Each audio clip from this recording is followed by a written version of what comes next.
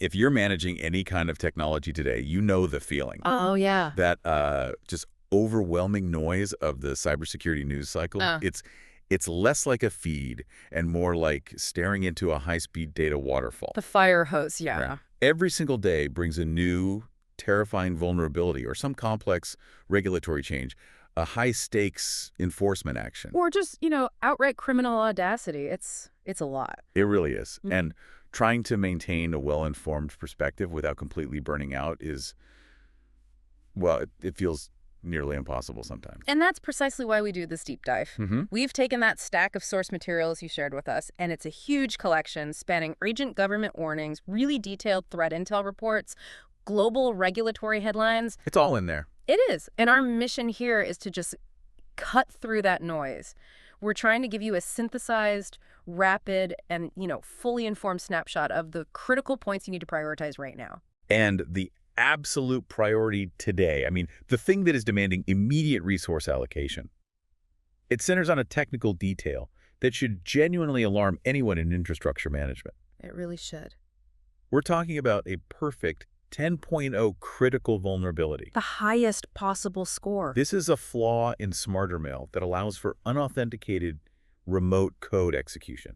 And that's the toxic combination right there. You combine RCE with zero authentication, and you have an immediate existential threat to any organization running that software. And what's really crucial to understand, and what your sources clearly illustrate, is that the risk no longer just sits in that technical arena. Right. That perfect 10.0 flaw, it immediately opens you up to massive legal and financial liability.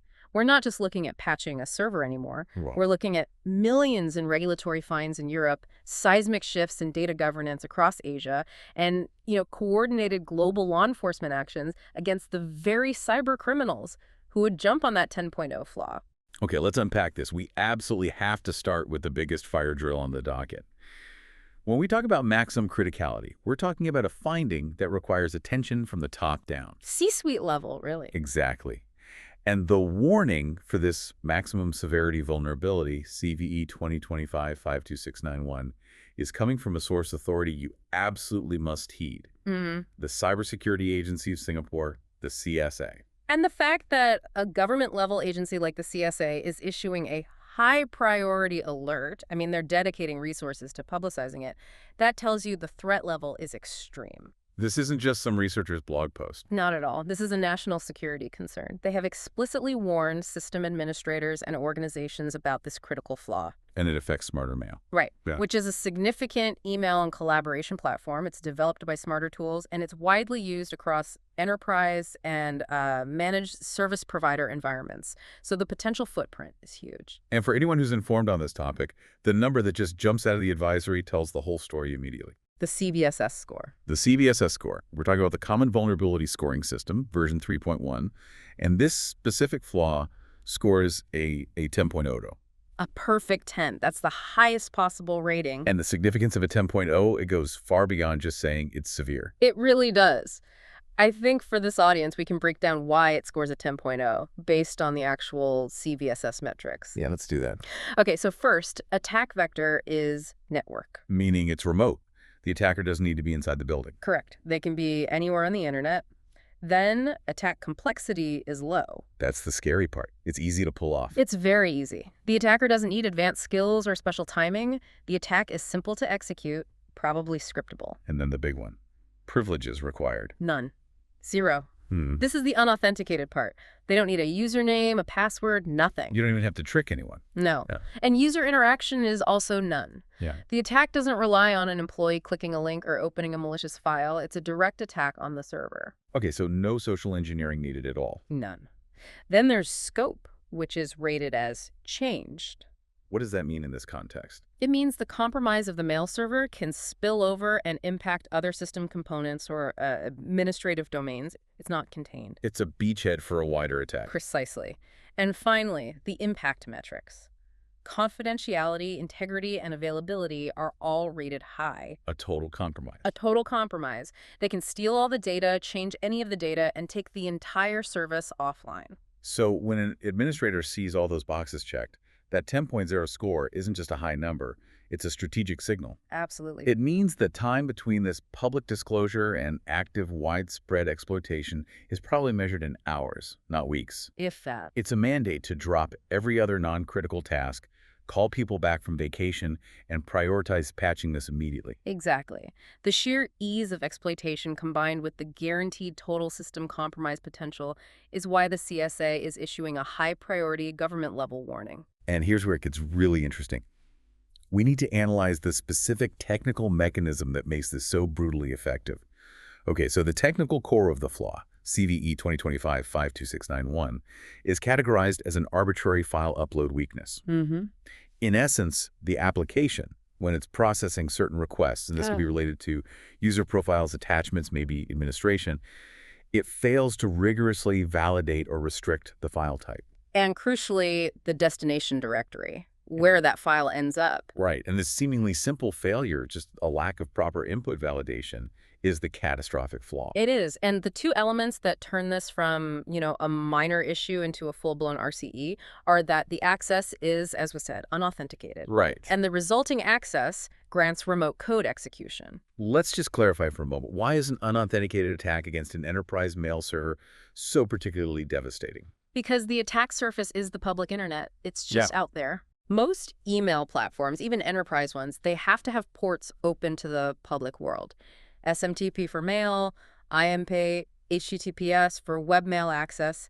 You can't put it completely behind a firewall. It has to talk to the rest of the world to do its job. Exactly. So if you have an unauthenticated flaw, any threat actor anywhere in the world can just scan the public internet, find a vulnerable SmarterMail instance, and immediately launch an attack. With no other work required. No time spent obtaining credentials, no need to bypass a web application firewall, no social engineering. It is the absolute lowest possible barrier to entry for a complete system takeover. And once they leverage that arbitrary file upload, what's the specific mechanism that converts that uploaded file into executable code? Well, synthesizing the source material, the most likely vector is the attacker uploading a malicious web shell. Okay, a web shell. Yeah, a web shell is typically a script. It's written in a language the web application server supports. So for SmarterMail, that's likely ASP.NET on an ISIS server. And they disguise it.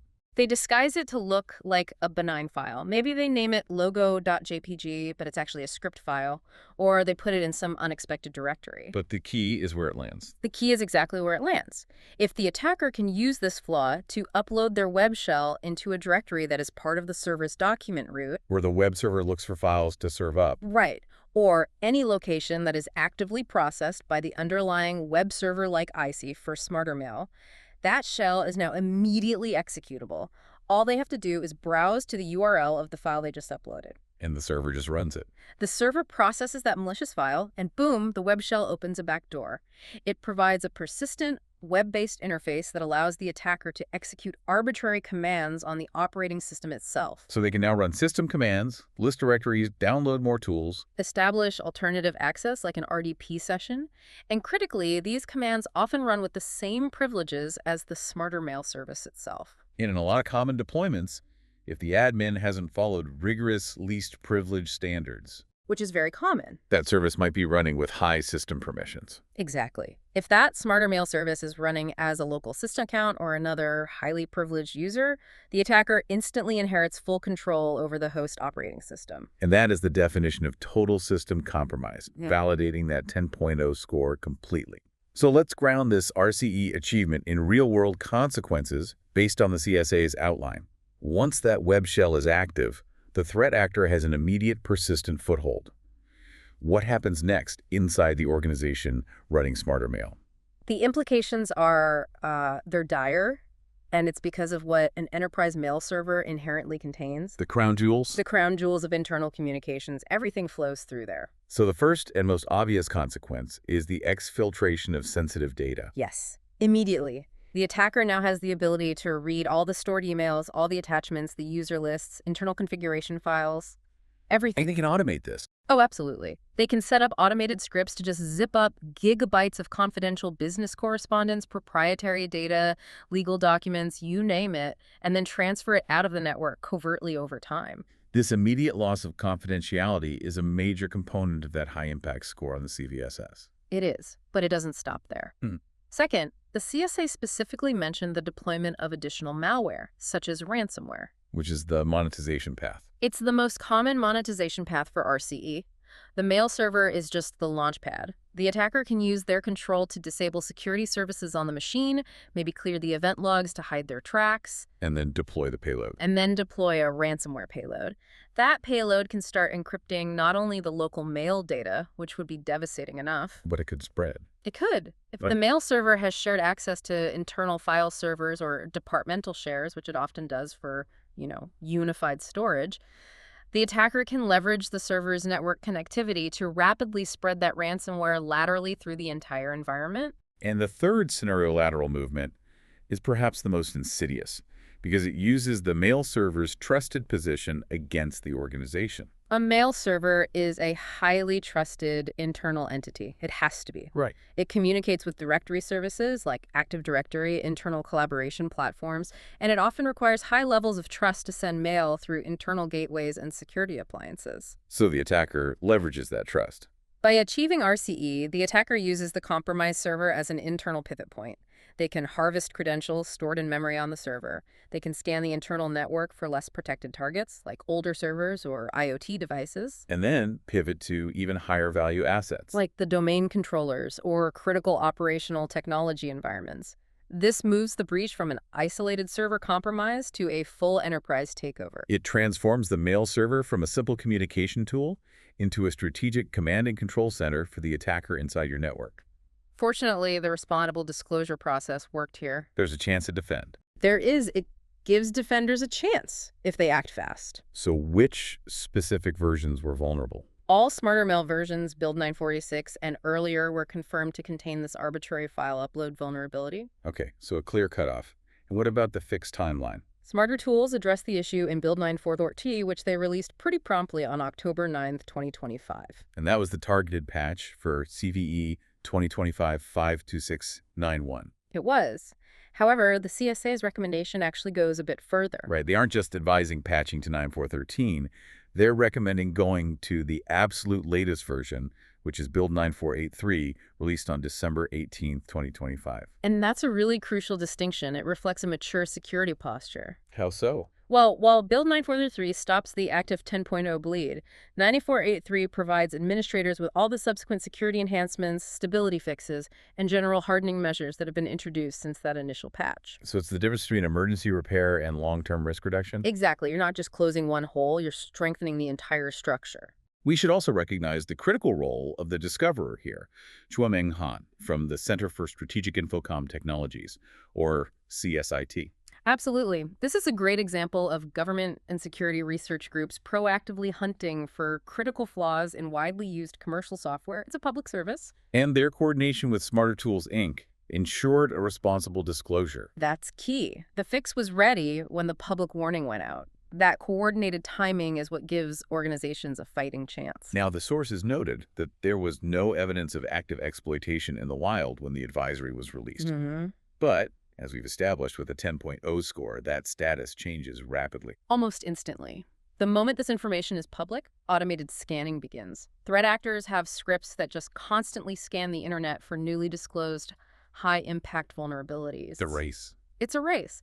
We often see the first exploitation attempts within 48 to 72 hours of a critical advisory release, often launched by simple automated botnets just looking for that low-hanging fruit. So for any organization out there running a legacy build of SmarterMail, The CVSS 10.0 is effectively a ticking clock, and it's ticking very, very fast. that deep dive into SmarterMail really highlights the extreme urgency of technical defense. It does. But if Section 1 was all about the how of the attack, the sources you brought in for Section 2 pivot directly to the cost of the inevitable failure. That's right. We need to transition from these technical flaws to the broader legal, regulatory, and criminal context. And this section confirms that global regulatory bodies are no longer forgiving passive security measures. The shift is so clear. What's the new reality? Security failures now carry direct, multi-million-dollar regulatory penalties and severe legal consequences for those involved in cybercrime. We are absolutely entering an era of accountability. Let's look at Europe first, specifically the heavy hand of GDPR enforcement. We saw the headline regarding the CNIL fine levied against Next Publica France. They were fined a staggering 1.7 million. And this is a perfect case study in how technical failures translate directly into financial devastation. It's not theoretical anymore. Not at all. And we can extrapolate from general CNIL precedents that this fine wasn't likely levied for, a simple administrative error. No, this is for something big. It was likely due to fundamental systemic failures in implementing what GDPR calls appropriate technical and organizational measures. Like what, for example? Perhaps poor password hashing, a lack of encryption on sensitive data, or, and this is very relevant to our SmarterMail discussion, failure to patch a known critical vulnerability in a timely fashion. So the message is, if that 1.7 million fine was the result of, say, a medium severity flaw, imagine the regulatory exposure an organization would face if the unpatched SmarterMail 10.0 RCE led to the mass exfiltration of EU citizen data. The financial risk would escalate dramatically. It would be a nightmare scenario for them. You'd be looking at potentially reaching the full GDPR penalty threshold, which is up to 4% of global annual turnover. Which for a large company could be hundreds of millions or even billions. Exactly. The CNIL fine demonstrates the tangible, multi-million-dollar consequence for security negligence in Europe. It's a warning shot. Okay, moving east, India is undergoing a massive regulatory transformation with the implementation of the DPDP Act. The Digital Personal Data Protection Act. And this act is arguably one of the most consequential pieces of data legislation globally right now. Your sources clearly show the gravity. Yeah, they noted the act is reshaping the cyber insurance landscape, and they outlined 8 ways the DPDP Act will change how Indian companies handle data in 2026. That's a huge impact. It's changing entire industries. So what are the key architectural or organizational shifts this act is mandating for companies that are operating in India? The DPDP Act shifts the concept of liability pretty significantly. It introduces very strict definitions for a data fiduciary. That's the entity determining the means and purpose of processing. The company holding the data. Right.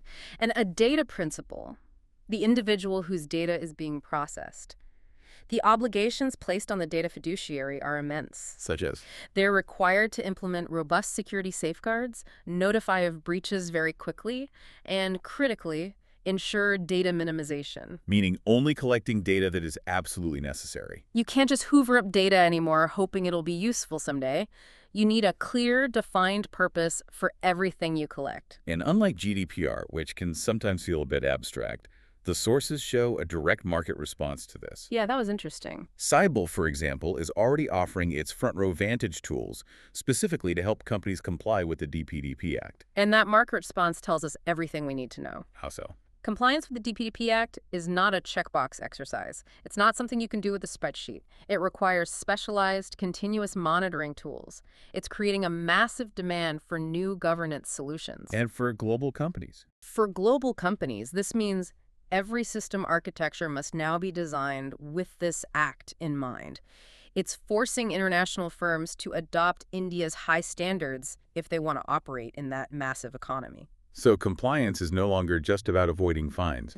No, it's a fundamental driver of IT investment and overall market strategy. Now, shifting from regulatory bodies to law enforcement, the sources provide a somewhat reassuring look at the justice system catching up to cybercrime. Yeah, there were some positive developments. The age of anonymous, consequence-free hacking appears to be, slowly fading. And this is evidenced by 2 major law enforcement successes in the material. The first, and it was highly publicized, involves the notorious Black Cat ransomware group. Right. The sources confirm that 2 security experts pleaded guilty in connection with that case. Wait, hold on. Security experts. That phrasing it's deeply unsettling. It is. Are we talking about internal facilitators, or were they perhaps offering services to the criminal group? What does that even mean? That's the insidious nature of modern cybercrime. The sources suggest these individuals likely served as affiliates or facilitators. So not the masterminds, but key players. Exactly. Perhaps they were developers writing the code, or money mules laundering the crypto, or maybe initial access brokers who just find the vulnerabilities and sell the access. Got it. The key takeaway is that the FBI and its global partners are successfully penetrating the operational layers of these ransomware-as-a-service groups. It's no longer just about arresting the top boss. No, it's about dismantling the entire ecosystem, including the technical talent that provides the criminal infrastructure. And the second major blow was delivered to the financial engine of these groups. Money laundering. Exactly. Mm.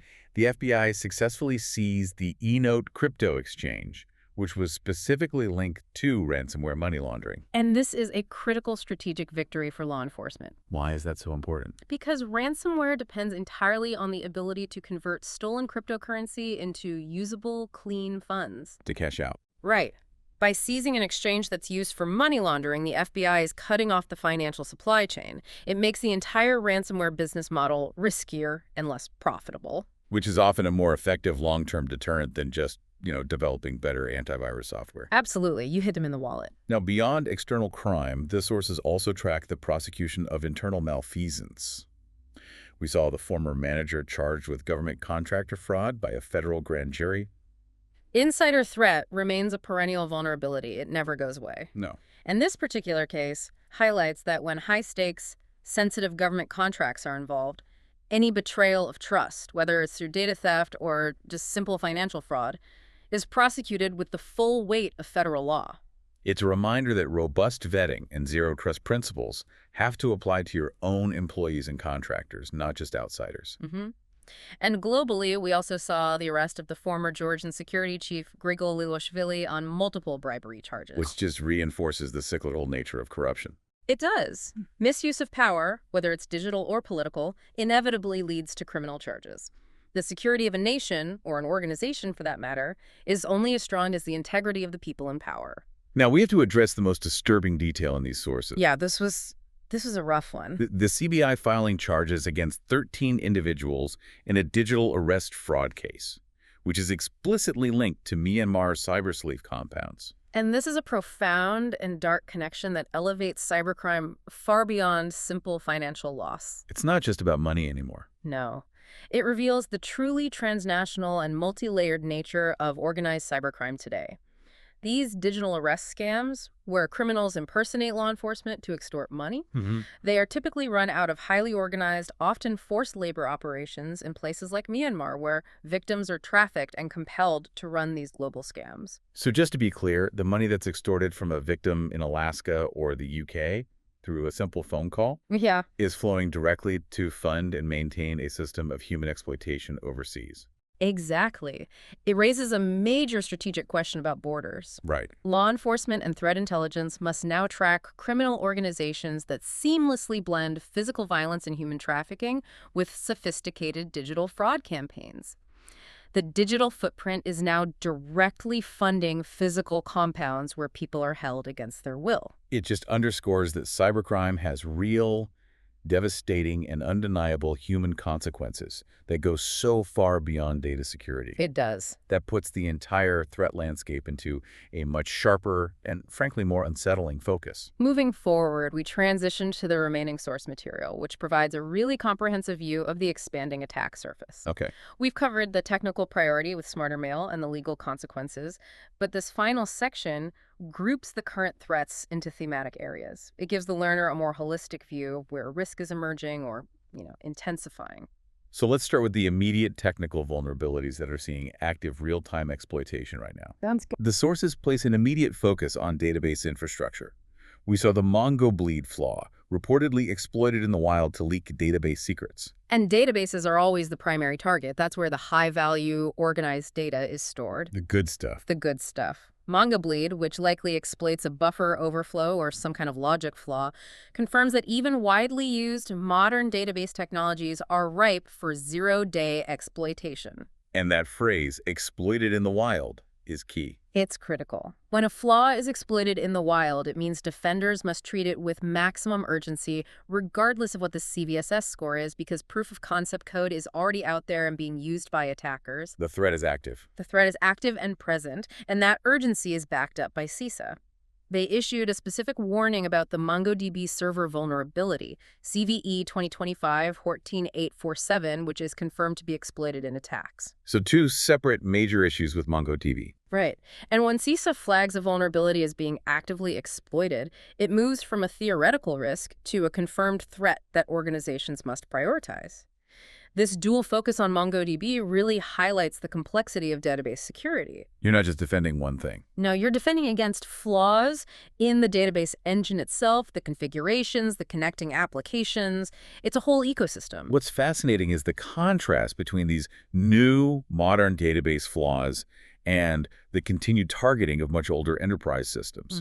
The sources name specific, high-profile victims of attacks targeting Oracle EBS. Right, Korean Air and the University of Phoenix. Two huge organizations. And this highlights the enduring security challenge of complexity in legacy systems. Oracle EBS, the Enterprise Business Suite, is a massive, decades-old, highly customized platform. It runs everything. It runs everything, HR, supply chain, finance. And it is notoriously difficult and disruptive to patch and maintain. Because if you patch it and it breaks, the whole business stops. The whole business stops. So attackers love it because they know organizations often neglect updates due to that risk of business disruption. So while some attackers are chasing the sleek, new Mongo bleed flaw on modern tech stacks, others are just profitably mining the complexity of these legacy systems like Oracle EBS, knowing those valuable corporate assets are likely running years-old, easily exploitable code. It's a classic defensive trade-off, right? I agree. Do you allocate your limited resources to defending the cutting edge or to stabilizing the ancient mission-critical infrastructure? And the answer is you have to do both. You have to do both because threat actors are exploiting both ends of that spectrum simultaneously. Beyond flaws in deployed software, we're seeing continued, really sophisticated attacks targeting the supply chain itself. The very process by which software is built and delivered. Exactly. So let's detail the Shai Hulud attack. That's a great name. It returns with Golden Path malware in the latest NPM supply chain attack. It's a fantastic name. And the name, a reference to, the deep hidden complexity, it suggests this is a profound threat. It sounds like it. It is. This attack vector targets the dependency chain in software development. Modern development relies on thousands of reusable code modules managed via registries like NPM, the Node Package Manager. You pull in code from all over the place to build your application. And in a supply chain attack, the threat actor injects malicious code into a popular, legitimate package that thousands of developers use. And this Golden Path malware. That likely refers to a sophisticated technique where the malicious payload only activates or phones home when certain environmental conditions are met. Like what? Like it's running on a build server with a specific IP range or during a specific phase of a build, like the final production compile. Which means the developer might pull the infected package, run it in their test environment dozens of times without any incident, and then the malicious code only activates when the application is compiled or deployed to production. Exactly. It's a sleeper agent in your code. The trust that developers place in the software ecosystem is just fundamentally eroded by this. What's the defense? It requires organizations to implement strict internal scanning of all third-party dependencies and run software composition analysis, or SEA, tools. You have to look for anomalies deep within your code base, not just at the surface. Now contrast that complex, deep supply chain threat with the sheer speed and social engineering of modern credential theft. A completely different animal. Cyble detected a phishing campaign using Telegram bots to siphon corporate credentials. And this is just terrifying efficiency. And did it work? Using Telegram bots allows the attacker to completely automate the back end of their phishing campaign. The bot can handle the real-time logging of stolen credentials, send instant notifications to the threat actor. So they know the second a password is entered. The very second. And sometimes it can even facilitate two-way communication to defeat MFA prompts.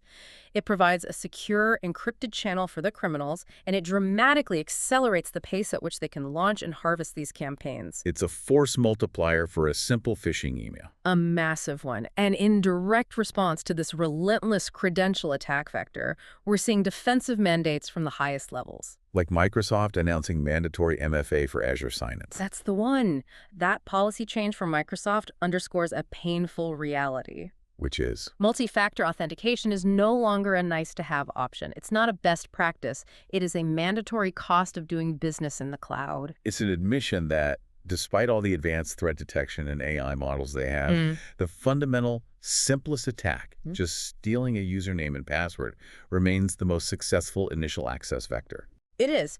Microsoft is essentially forcing organizations to raise their security baseline because the alternative is a constant stream of compromised customer environments due to phishing campaigns just like the ones using Telegram bots. Our next thematic cluster focuses on the raw consequences of failing to secure data, the actual breaches, the financial penalties, and the resulting privacy controversies. The end result of all these attacks. Exactly. And the sheer volume of recent breaches in the source material highlights that this is a persistent daily risk. It's constant. We saw South Korea's Shinhan card breach affecting 192,000 merchants. And a compromise in the financial processing sector at that level is a major, major concern. It has cascading effects. Then we have the high-profile Coupang incident, which provides several narrative insights. First, just the scale. A massive data breach exposing millions of users, which led to the Coupang CEO resigning. And that demonstrates direct executive accountability. Executive accountability is a defining trend right now. Boards and shareholders are increasingly recognizing that severe data breaches reflect poorly on management competence and can trigger massive financial and reputational damage. A CEO resigning sends a powerful message across the corporate landscape. It certainly does. And second, there's the bizarre anecdote from that case. The Coupang breach suspect tried to hide evidence by throwing a laptop in a river. I love that detail. It's so vivid. It illustrates the panic and desperation involved in trying to cover up a major crime. Right. And while it's technically inept, a laptop in a river may still yield data for forensics. Oh, for sure. It confirms the high personal stakes for the individuals involved in these compromises. They knew they were in deep trouble. We also saw the city of Cambridge advising a password reset after a nationwide Coda Red data breach. And that's a critical supply chain risk in action. Explain that. Coda Red provides emergency notification services, so it's linked in to countless municipalities and cities. A breach at this single high-leverage third-party vendor. Forced defensive action across the entire country. Yes. It highlights that you are only as secure as your weakest service provider. Their breach becomes your breach.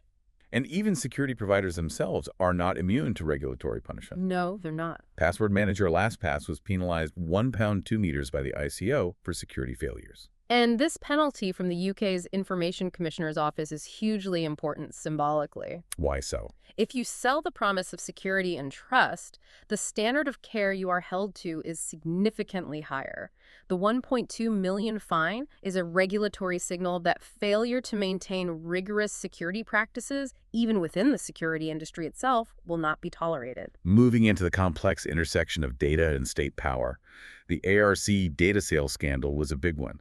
It revealed that airlines' travel records are being used for warrantless surveillance. This is a devastating erosion of privacy. It seems so. The ARC, the Airline Reporting Corporation, it handles massive amounts of sensitive travel data. The fact that this commercial data, which includes detailed itineraries, who you're traveling with, financial records, can be obtained by government agencies without a warrant, fundamentally alters the public's expectation of privacy when they book a flight.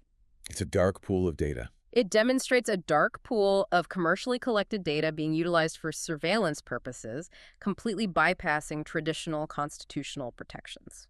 And linking data retention back to ongoing legal risk, we see OpenAI battling a court order to indefinitely retain user chat data in the NYT copyright dispute. This is a perfect example of legal and security requirements just completely colliding. How so? From a security standpoint, you should always adhere to data minimization. Delete data as soon as you no longer need it to reduce your attack surface. Less data, less risk. Exactly. But in a massive lawsuit like the one with the New York Times, legal discovery mandates the retention of every relevant piece of data, potentially forever. So OpenAI is caught in the middle. They're caught between the legal need to retain data for the lawsuit and the security risk of retaining these massive amounts of user interaction data that could later be compromised in a breach. Finally, we need to briefly incorporate the strategic importance of supply chain resilience and physical security.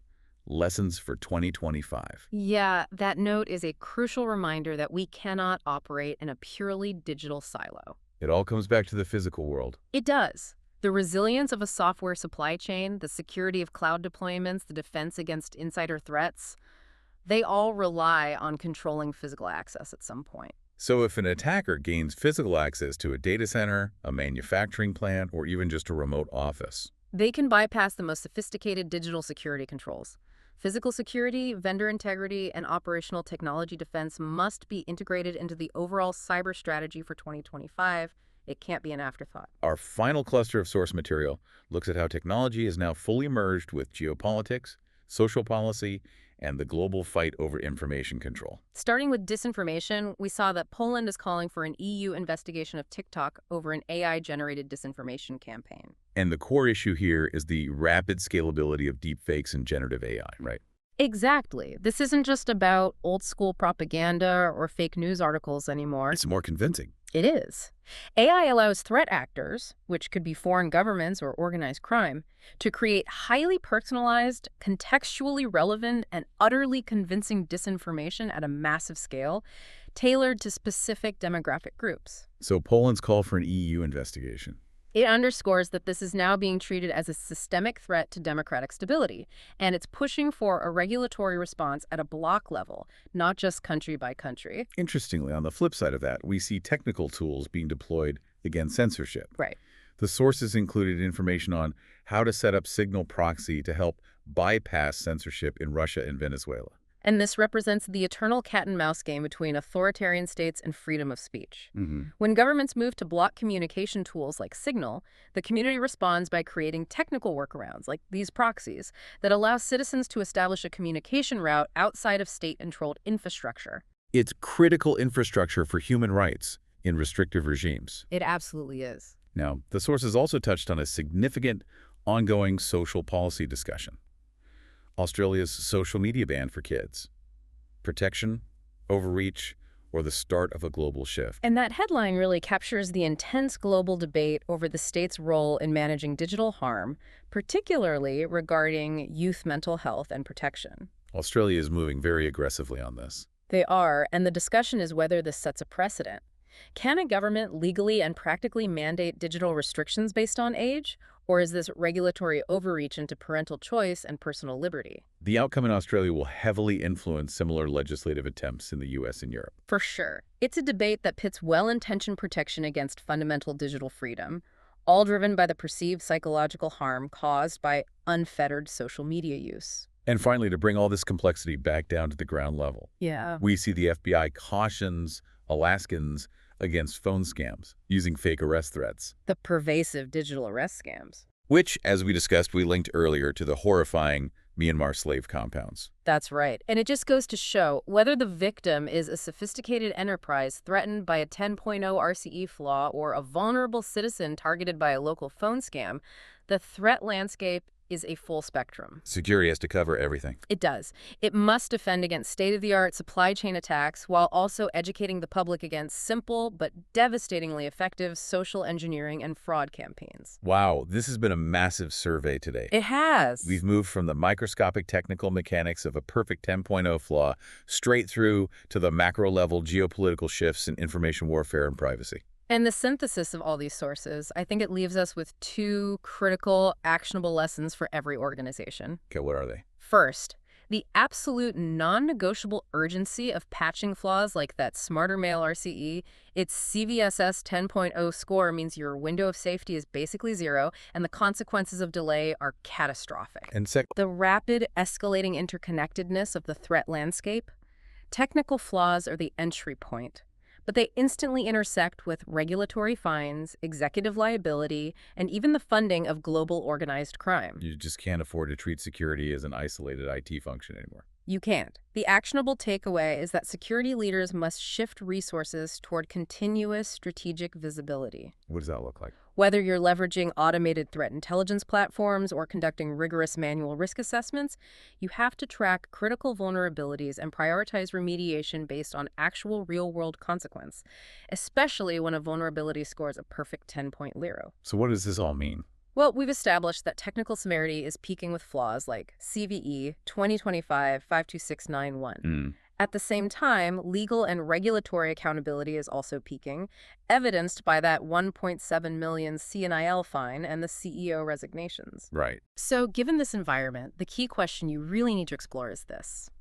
If a major breach stems from the failure to patch a CVSS 10.0 flaw that was publicly announced by a national security agency, Will that negligence not only incur massive regulatory fines, but also translate into unprecedented legal liability for individual executives or directors, personally? What happens when the technical cost of failure meets the regulatory cost of negligence? That is the convergence point you need to be mulling or exploring on your own. We hope this deep dive has provided you with the necessary informed shortcut to navigate this incredibly complex world of cyber threat intelligence. Until the next deep dive, stay safe out there.